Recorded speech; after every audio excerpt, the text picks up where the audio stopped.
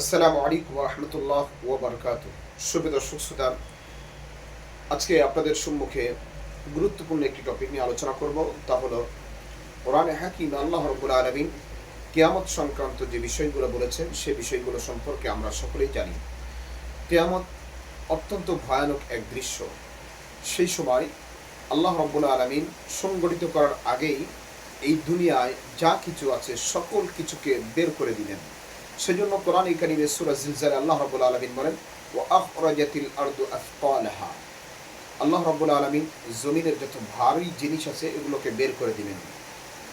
এই জন্য জমিন সব কিছুকে বের করে দিবে। মূল্যবান মহামূল্যবান যত সম্পদ আছে সব কিছুকে বের করে দিবে। শুধু দর্শক শ্রোতা, এগুলো বের হওয়া এগুলো হলো কিয়ামতের আলামত। শুধু দর্শক শ্রোতা, আমরা বর্তমান দেখতে পাই এই জমিনে আল্লাহ রাব্বুল আলামিন কত সুন্দর সুন্দর জিনিস আল্লাহ রাব্বুল আলামিন রেখেছেন। তেল, গ্যাসের খনি, তেলের খনি, স্বর্ণের খনি, রূপার খনি, কয়লার খনি, এগুলো সব মহামূল্যবান সম্পদ। আজকে তেল থাকার কারণেই আধুনিক বিশ্ব আজ এত সমাদৃত।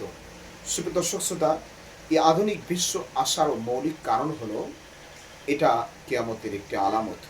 কিয়ামত যখন সংঘটিত হয়ে যাবে তখন আল্লাহ রাব্বুল আলামিন এই জমিনকে ধ্বংস করে দিবে। পাহাড়গুলো তুলার মতো উঠতে থাকবে এবং আল্লাহ রাব্বুল আলামিন এই জমিনকে সমতল করবে। জমিনে 3 ভাগে বিভক্ত করবে। এক ভাগ থাকবে হাসরের মাঠ, মাঝের ভাগ থাকবে জাহান্নাম, এরপরে জাহান্নামের ওই পারে থাকবে জান্নাত।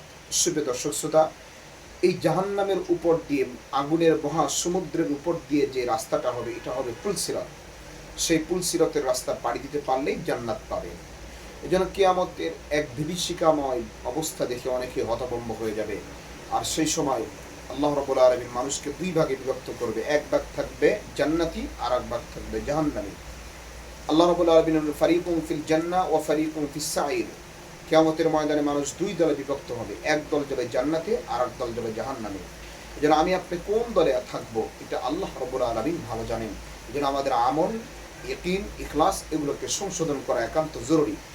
সেই উদাত্ত আহ্বান রেখে আপনাদের সম্মুখে আজকের আলোচনা শেষ করছি। আসসালামু আলাইকুম ওয়া রাহমাতুল্লাহ ওয়া বারাকাতুহু।